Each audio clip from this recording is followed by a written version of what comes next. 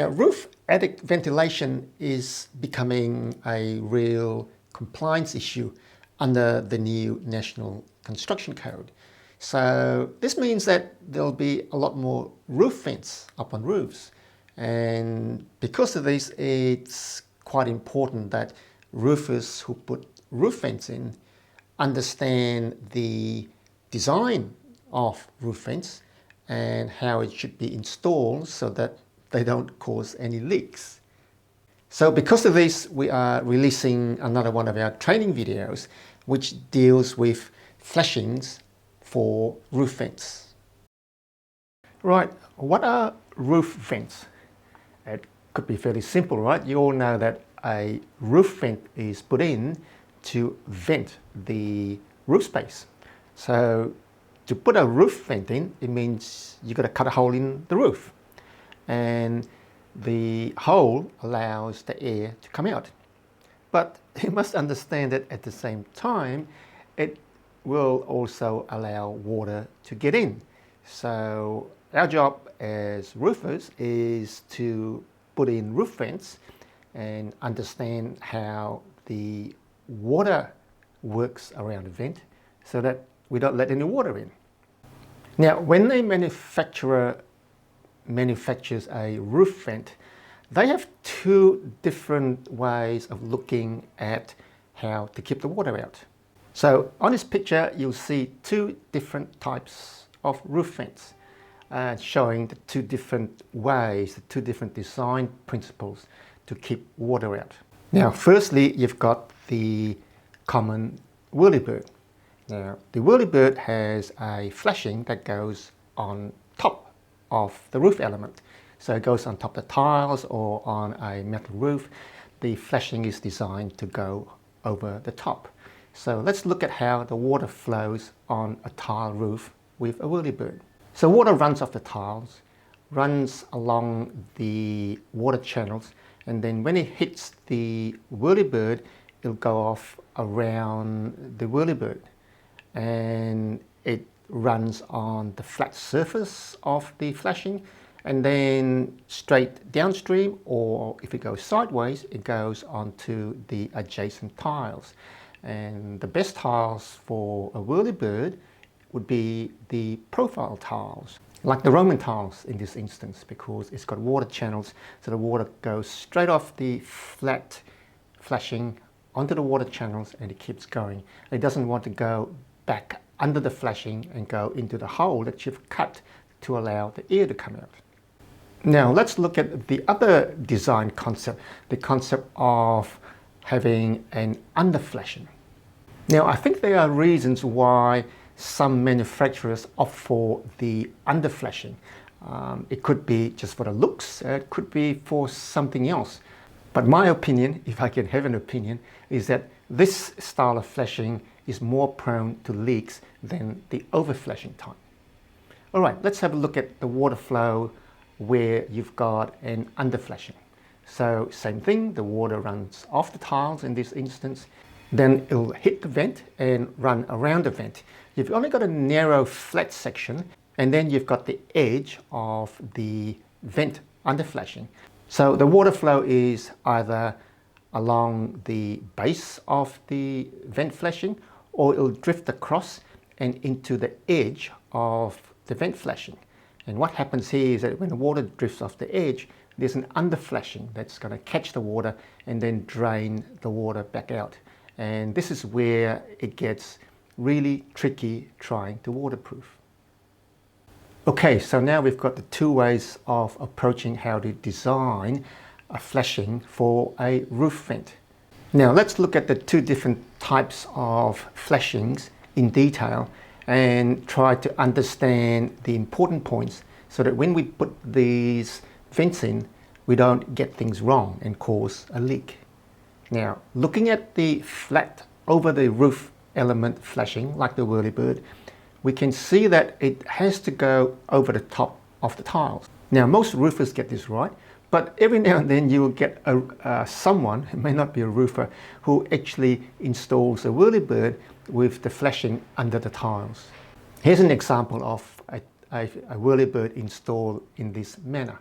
So the roofer who put this whirlybird in obviously knew a little bit about water flow, because he's turned these edges of the flashing over to create a bit of a lip so that the water wouldn't overflow the edge of the flashing, which has been installed underneath rather than over the top.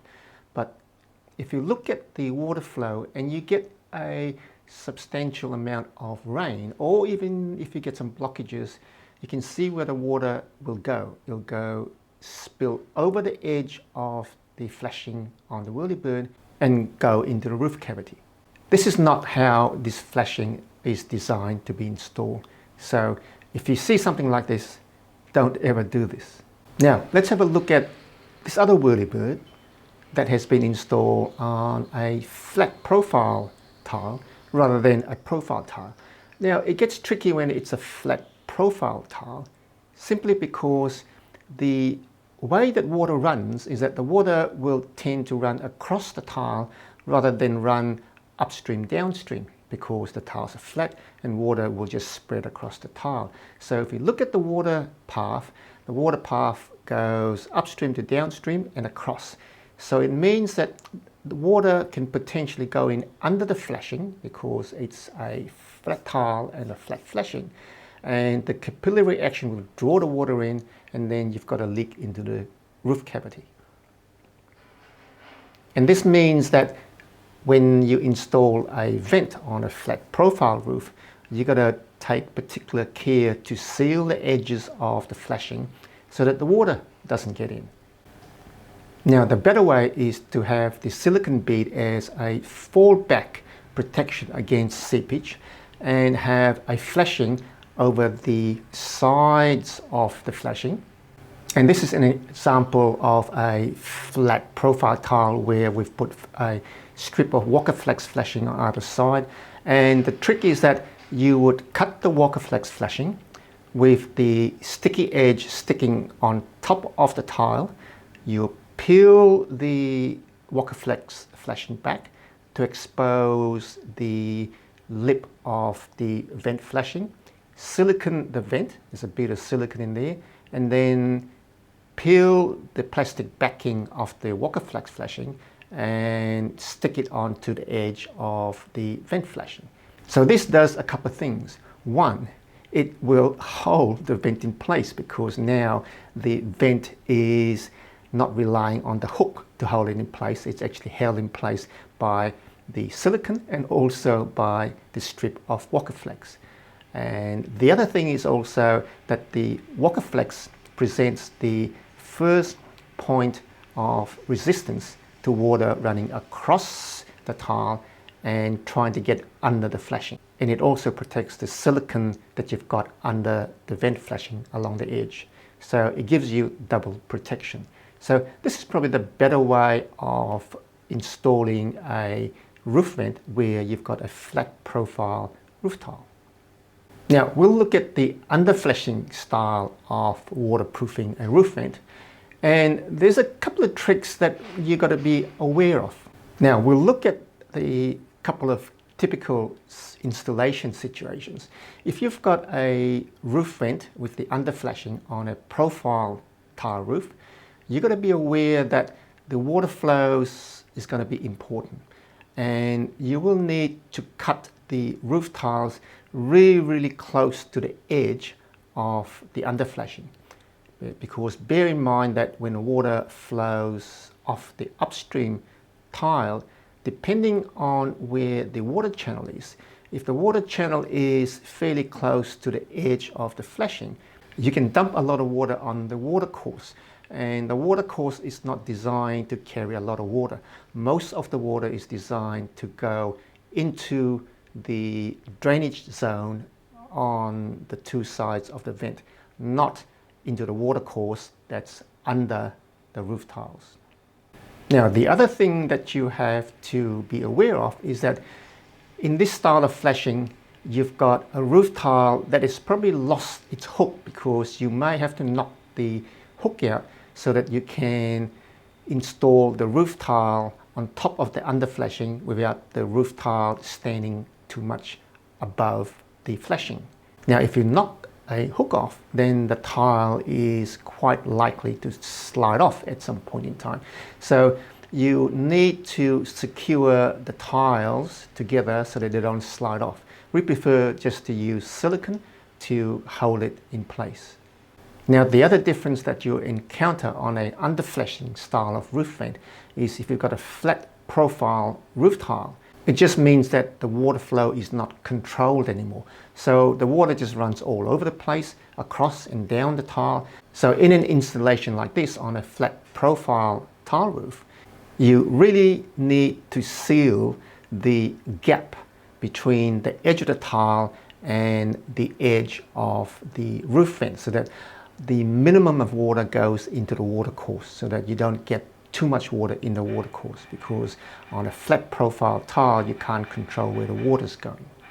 Also, the thing with the underflash style of a roof vent, there's more chance of leaves getting in and actually blocking the underflashing, and then you'll get further leaks.